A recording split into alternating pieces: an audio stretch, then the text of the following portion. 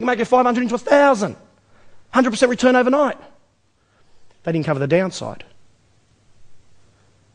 I lost $70,000. I was building a house and getting married. What do you think my future wife said? So in '99, I've got these 4 programs. So the other thing with these 4 programs was this, folks. 3 out of the 4 speakers never walked the talk. They were just good salespeople. So when I was listening to these speakers telling me big returns, everything's great on the whiteboard, I thought, this is great. I want to deal with that person. I want to speak to that person. That product got delivered to my house. I pick it up, I open it up. I go, where do I start? Stock market. I've never done this before. Pick up the phone, ring the 1-300 number. I want to speak to so-and-so who was on the stage. I know you can't talk to him. You're talking to us. Well, I'm stuck. Where do I go? What do I do? I had this call centre. They didn't want to help me. They just wanted to answer my question quickly and get me off the phone. So I didn't get far. So I had these products collecting dust on my shelf. So towards the end of '99, I think, okay, great, I'm on a train going to work, another 9 to 5 magazine, I pick it up, cash flow, come to our seminar, learn about the stock market. This time it was written differently. Nice colours, big words. This is different. So I pick up the phone when I get to work, I ring up, I register for an event in 2 weeks. I get home, I go, honey, in 2 weeks' time I've got to go to an event. It's a 3-day event, I've got to go. My wife goes, over my dead body, or my future wife at the time. She says, over my dead body. I said, honey, this is different.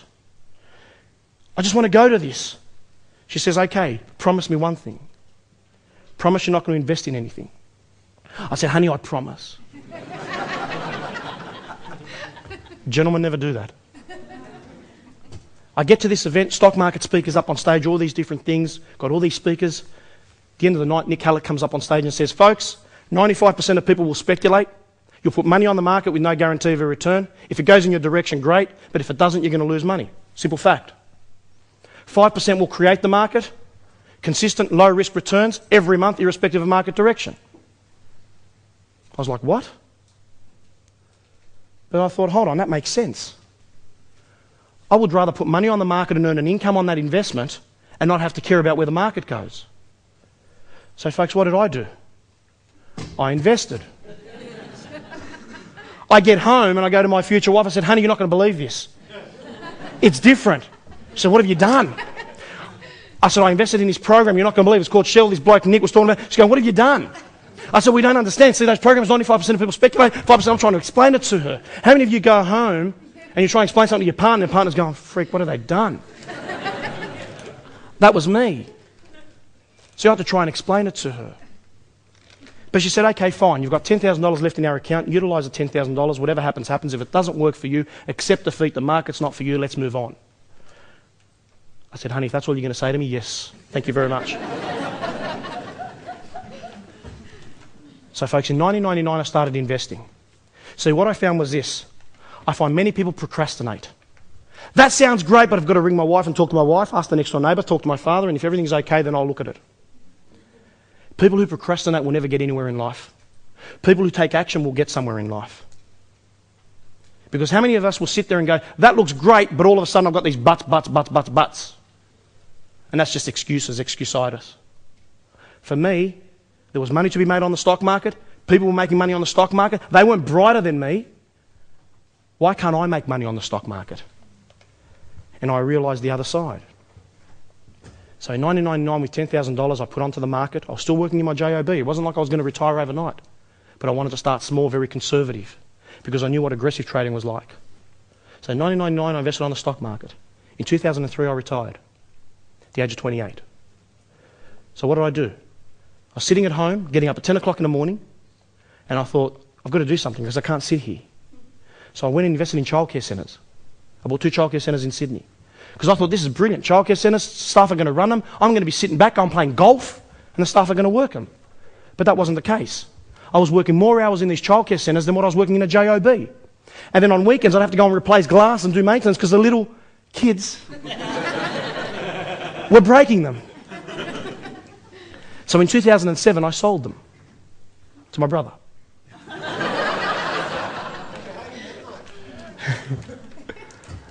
So from 2007, folks, all I was doing was basically sitting at home at night, sitting at home during the day, investing and spending the day and at night with my family and not having to worry about the markets.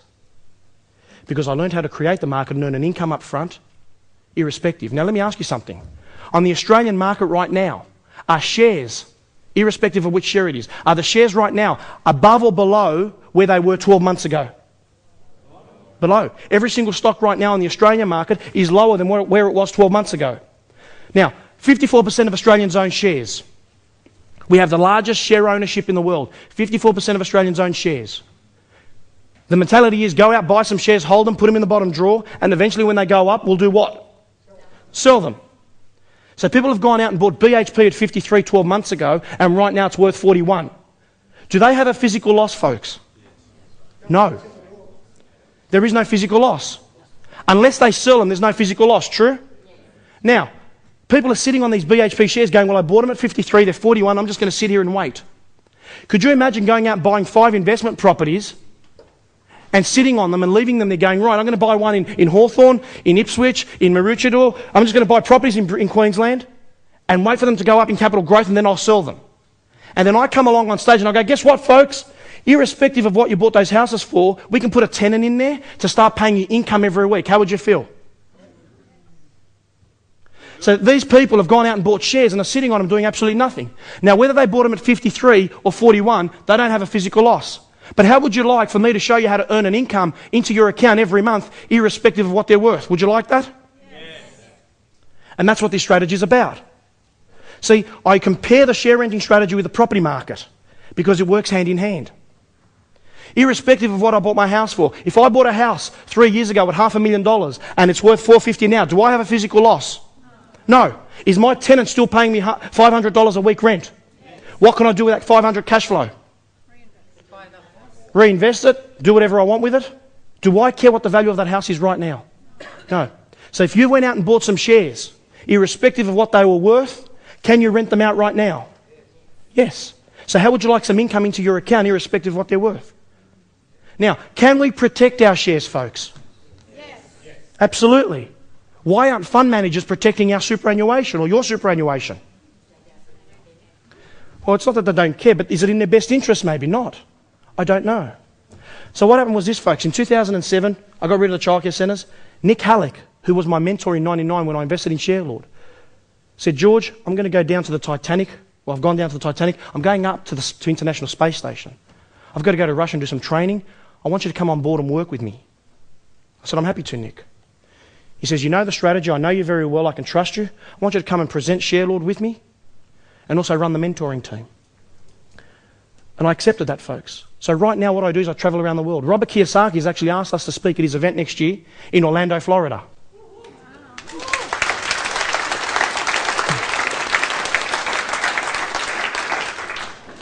So what I do now, folks, is this. I get up at about 10 o'clock in the morning, unless my little girl wakes me up singing Incy Wincy Spider on my face. And I allocate no more than 5 minutes to this. Because if I put 5 minutes to this strategy or 3 hours to this strategy, I get no better result. So I might as well utilise my time to do something else. True? Because most of you right now have one pillar of income in your lives. And what's that? JOB. It's important to build multiple pillars of income. You can have 1 or 2 different strategies on the stock market, a property strategy. I mean, Conrad, who heard Conrad talk the other night at about midnight? But Conrad knows his stuff. He's brilliant, folks. If any of you are looking at property, the 21st Century Property Direct team is amazing. Speak to them. So right now what I do, folks, is I travel around the world and I present Sharelord. I mean, how many of you saw me out there from Friday till now? Sitting there, making myself available to you. What's important to me is your time, and so is my time. And I appreciate the fact that people came up and spoke to me and sat with me and said, what are you doing here? What do you do? I want to thank you for that. Because to me, it's important for me to be able to explain to you and show you how this strategy works. If I can assist you and help you and change your life, that's what we're here for. And that's what we're all here for this whole weekend. Now, how many of you have children? So do I. This is my family, folks. My little girl last year said, Daddy, in October, I want to go and see fish. How many of you have been to the Great Barrier Reef? It's an amazing place. You know, I asked a question, and I say to people when I travel around Australia, how many of you have seen the Great Barrier Reef? Very few hands go up. How many of you have been to Thailand and Bali, and all of a sudden I'm getting these hands going up? Folks, we need to see our own country before we see anything else. We have an amazing country. Why do we go everywhere else but our country to see it? My little girl said to me, Daddy, I want to go see fish. 3 days later, we were at the Great Barrier Reef. How many of you would like to be able to do that? Drop everything and go. See, folks, I don't say this to impress you, but to impress upon you of what's available to you. Because it's not about how much money is sitting in my pocket or is sitting in your pocket. Because does money make you happy? Let me ask you a true question. Does money make you happy? One gentleman says yes. That's okay. It helps, but I don't think it makes you happy. Because I know people that have got a lot of money, folks, that are miserable. And I know a lot of people right now that don't have any money and the most happiest people in the world. You've all heard of the basket brigade, folks? You've seen the basket brigade box outside? Let me ask you something, please, folks. If any of you, tomorrow we've got tomorrow as our last day. If any of you have any new toys that you want to spare or buy for this world cause, this great cause, please do so. How many of you have heard of Facebook? Most. I love Facebook, folks. Let me ask you something. Melbourne Cup Day. What most of you were doing on Melbourne Cup Day? Working and doing what? Sweepstake. How many of you were putting money down for the horses? True? So guess what I did on Melbourne Cup Day in the morning? Instead of posting George is waking up, going to the toilet, brushing his teeth, he's going to have breakfast, and then I'm going to sit in my back veranda, I thought I'm going to do something for a good cause. I posted the link to the basket brigade and I said, folks, if any of you are going to look at putting your $2 into the sweepstake, don't. Donate it to this cause. And I posted a 3-minute video. I said, please look at this video, and if you're going to donate any money, please donate to this cause. How many responses do you think I got? One. One of my students said, George, I'm in Queensland, this is in Sydney, but I'm going to donate $100. Now, this cause is also in Queensland. It's around Australia. So you can find your the local group, organisation here and volunteer your time. Now, on the 19th of December in Sydney, they want volunteers. I'm going to volunteer my time. Because I also said, folks, to the people on my Facebook is this. If you can't volunteer your time because I know your time is valuable, please donate some money. Is that okay? $2? It's a tax deduction, folks. I got one response. But I go and post, George is waking up, going to the toilet, having his breakfast, and all this garbage, and how many posts do I get? 50! Where is society going to? Children, folks. I love children. Am I wearing what? Okay, yes. Now, folks, thank you for bringing that up. My little girl was turning 4 last year. She said, Daddy, we're having a fairy party. It's at the park. I said, I know, honey. Whatever you want, you can have. She said, Daddy, great. It's just family, close family and friends. She said, Daddy, it's a fairy party. I want you to wear fairy wings. I said, honey, I'm happy to wear fairy wings. Now, it was just close family and friends. There was 80 of us.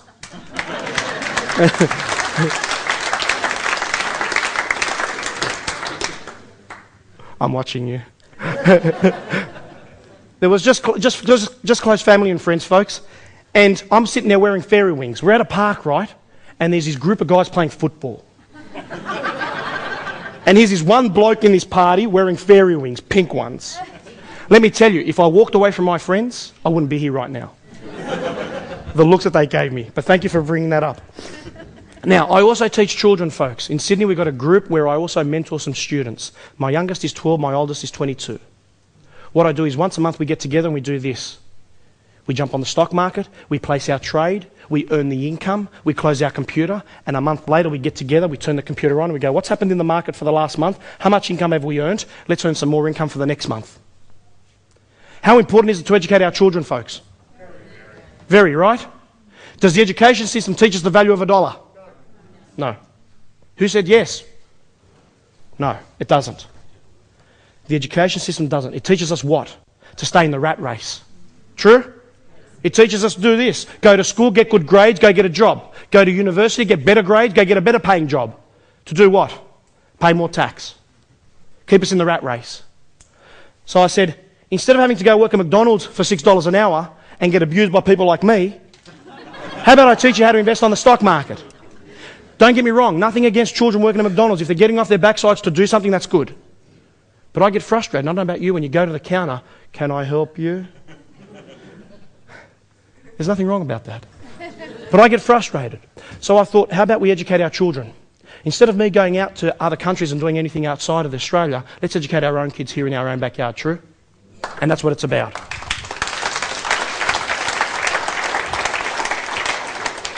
Whoops. This is some of the things. Now, this is Montana. And Montana says, "Hi, George. I go to War Stars. Thank you so much for your talk this month." She says, "Your enthusiasm and time is appreciated. These strategies are easy, and now I have my mum and dad hassling me to teach them as well. They've seen my account and the income we are creating, and they want in. My dad has had shares for a long time and has never done anything with them. He laughed when I told him he can rent them out. He thought you and I were nuts until I showed him my account. Expect a call from him." Guess who rang me 3 days later?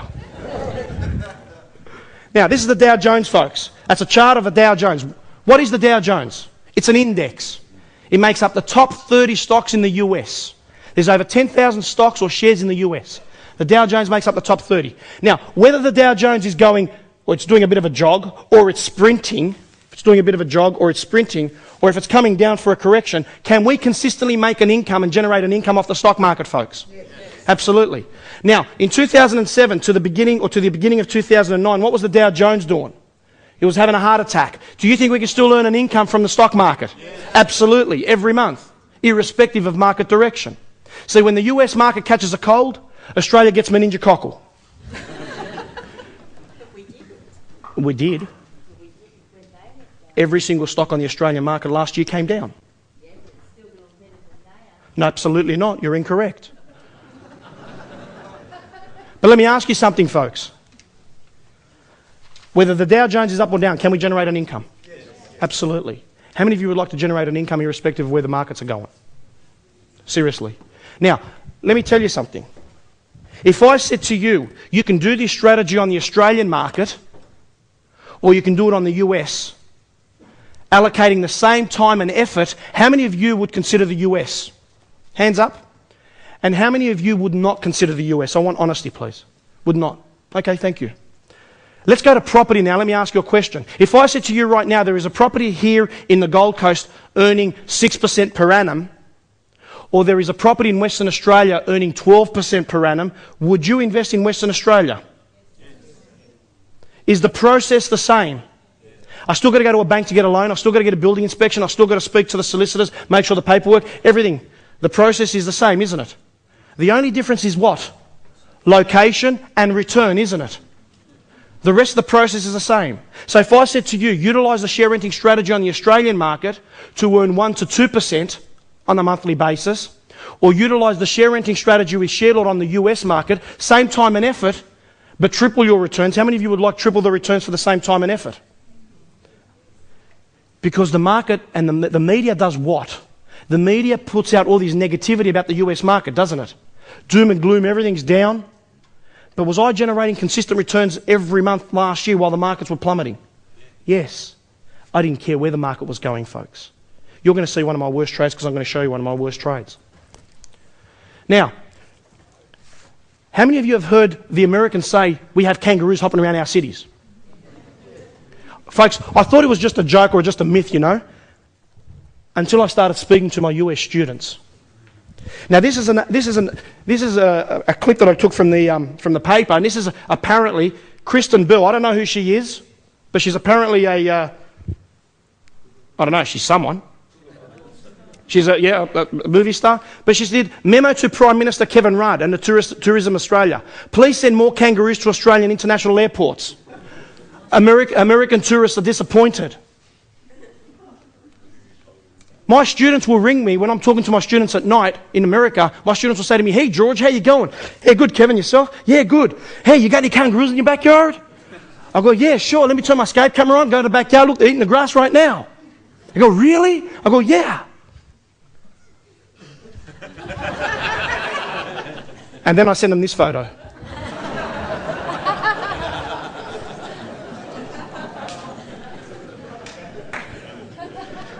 But before I send them this photo, I go, "Hey, Kevin, you know what? You can jump on a kangaroo. You can get it at the opera house, jump on a kangaroo. It'll take you around the opera house for an hour and bring you back at the same spot it picked you up from." "Oh, really?" I go, "Yeah." Folks, no joke, Americans believe that we have kangaroos hopping around everywhere. And that's no lie. No lie. Now, how many of you would like to make money from the Americans while you sleep? Absolutely. I love it. I make money from the Americans while I sleep, and I bring the money back into Australia. It's brilliant. Now, in regards to regulatory licensing, folks, I'm authorised under an AFSL licence to provide you with general advice on the stock market and our strategies. Now, let's get acquainted. At Financial Freedom Institute, we're professional investors and wealth strategists with over 18 years' experience. We are the authors of one of the best-selling stock market home study educations. Anyone can Google our name and find thousands of search items with regards to our integrity, honest reputation, and the strength of our best-selling stock market education. We've personally mentored and educated over 160,000 students globally. And we are the foremost leaders in educating clients to trade various strategies, as you can see right there, such as stocks, CFDs, options, forex and commodities across the globe. Today, I'm not going to talk about those other strategies. I'm going to talk to you about share renting, which is a low-risk strategy that pays consistent conservative returns every month. How many of you have heard of Nick Halleck? Fantastic. Nick Halleck is the founder and creator of Financial Freedom Institute and Share Lord. Nick Halleck in 2003 went down to see the Titanic. How many of you would like to go down and see the Titanic? For $300,000 or just under, actually it's just under $500,000 you can. But in 2003, Nick Halleck wanted to become a cosmonaut. Americans call them astronauts, Russians call them cosmonauts. In 2003 to the end of 2008, Nick did his training. He is the first Australian civilian to become a cosmonaut. Everywhere he travels, he flies the Australian flag around the world and says, I'm the first Australian civilian to become a cosmonaut. And that's a great achievement. Now, folks, what do you think the investment is to become a cosmonaut that you have to pay up front? $30 million. Where do you think that investment came from, folks? Stock market, share lord. How many of you have dreams, visions and goals? All of you, right? It's a matter of living them. Nick has his vision board when he put together at the age of 8. He still has it. And one of them was to become a cosmonaut. And he succeeded. I think that's a great achievement for him. Now let's look at financial reality. We've been programmed to have one source of income in our lives, true? And what's that? A job. If you don't start to make plans or goals for your future, you'll automatically fall into somebody else's plans. And right now, those somebody else's plans is your employer's plans. You're going to be doing jobs like these. Now, folks, there are some pictures here that may upset your tummy, and I'm just warning you. I'm scared of heights, I can't look at that one. These are real jobs, folks. So is that. Someone's got to smell it. Rexona, when they spray, they say it works. You've got to test it, don't you?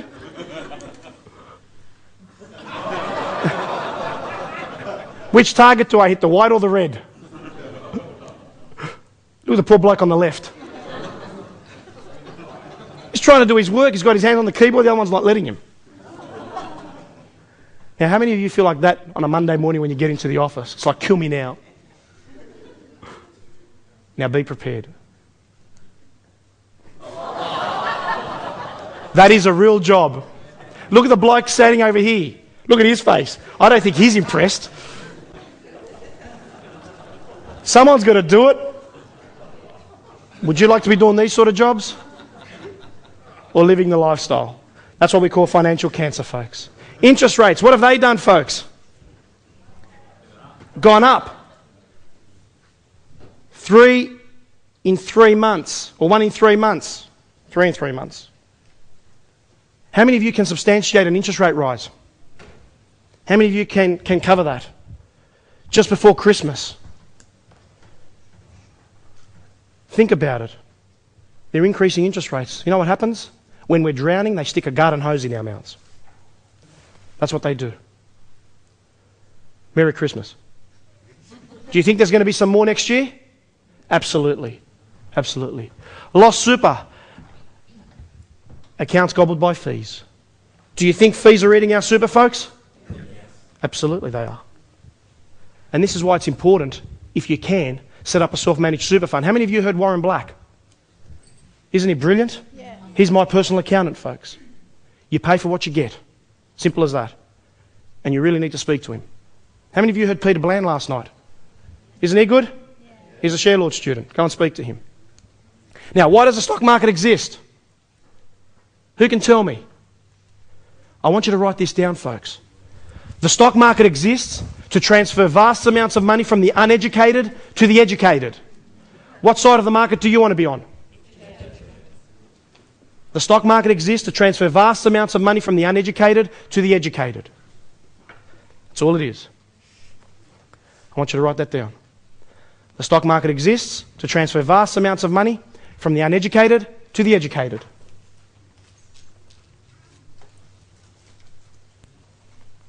The stock market exists to transfer vast amounts of money from the uneducated to the educated. So in regards to the stock market, or my stock market secret, folks, I simply do the exact polar opposite of what 95% of people do. 95% of people will follow the herd. I do the exact polar opposite. And that's why I'm here, and that's why I'm where I am right now, because of that fact. And how many of you would like to live in Profitability Street? Hands up. Fantastic. Now let's look at Share Lord. Can I get you all to say Share Lord? Share Lord. Louder. Share Lord. Fantastic. What does a Share Lord do? In fact, what does a landlord do? Buys a house, rents it out, and does what? Earns an income. Let me ask you a question. Who controls the property?